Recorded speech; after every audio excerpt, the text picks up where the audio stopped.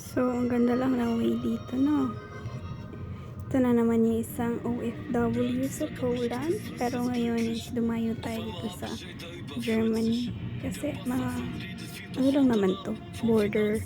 Border side lang, no? So, ito is way from Bansin. Yes, Bansin.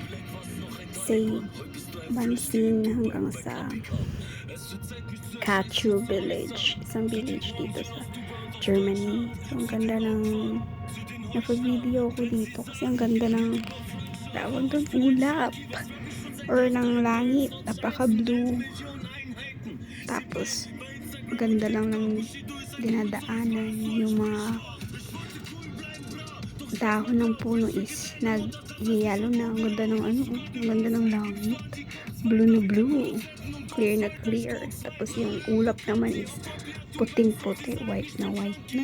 So yun na nga yung mga puno nga, no, yung mga, yung mga dahon nag-yellow na kasi mahuhulog na sila soon. Fall na ngayon dito, so malamig-lamig na yung panahon. So ayan na, nasa Benz ba daw ito? Benz na daw na village. So ayan, no, ang langit, nakita nyo naman, ganda, parang nasa painting lang. Tapos yung paligid, ang daming punong kahoy. Kahit saan ka lilingon, maraming kahoy, maraming greens. Saka ang ganda din ng designs ng mga bahay nila dito. Color, design, hindi siya yung dikit-dikit masyado. Saka may mga gardens sila, every bahay. Tapos, yun, mga puno. Ang hangin dito, kita mo, ang hangin. Yan. So, ang ganda din ng ano nila, ng paggupit nila ng mga halaman, gardening nila. So, walang masyadong tao sa daan. Makikita nyo na yun, ilang minutes na walang tao. Kung makita, parang isa lang yun. So, ayan.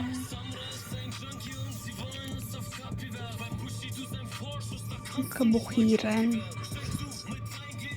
No, walang bahay. Dami pang free na mga space. Parang asal magtayo ng bahay dyan sa yun, ang ganda. Puro tawag doon, taniman. Puro field yung makikita mo. Yun, may nagbabike. Pagka ganitong weather dito is marami talaga nagbabike.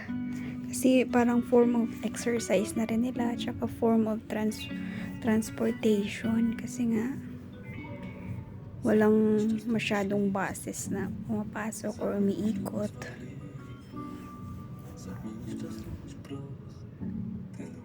Ganda lang. Maraming puno, puro puno. Pag gabi din dyan, syempre madilim din kasi walang stoplight, oh.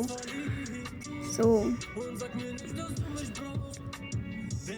ewan ko kung sino matapang maglakad dyan pag gabi. Yan, ganda ng langit. Doon talaga ako amazed sa langit nila, no? Kasi napakalinis. Wala ka man na makitang ulap na brown. Gusto ko dyan sarap dyan magbike eh. Nasa gitna ka. May nahuhulog na ba na dahon? Or dumi lang yun ng windshield sasakyan. Hindi ko alam. Ganda, no? Sarap din maglakad dyan. Para i-feel mo lang yung view.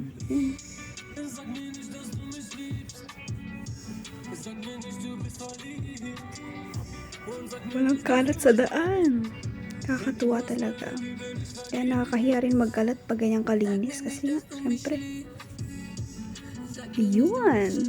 Nakita.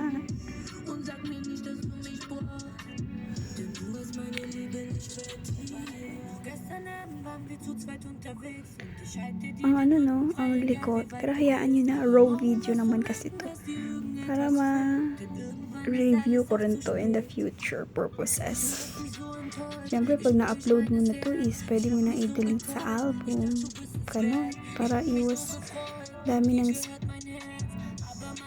sa space din sa cellphone. Ang ganda. Yellow na yung mga ibang dahon. So no, wala pa rin talagang tao, no? Ano pa lang to, siguro mga alas 4 ng hapon to.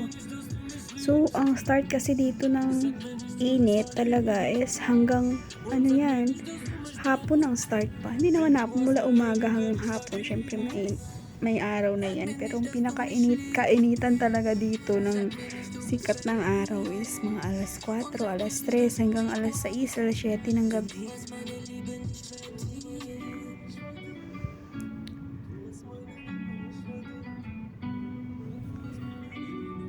Ganda, no? Taran! Nandito na tayo sa Cashew ba to? Hindi ko alam. Kasoy ata. English pa ng Kasoy. Cashew Village. Yun, ganda.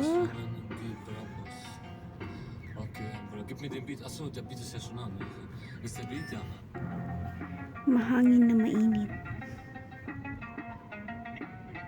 So,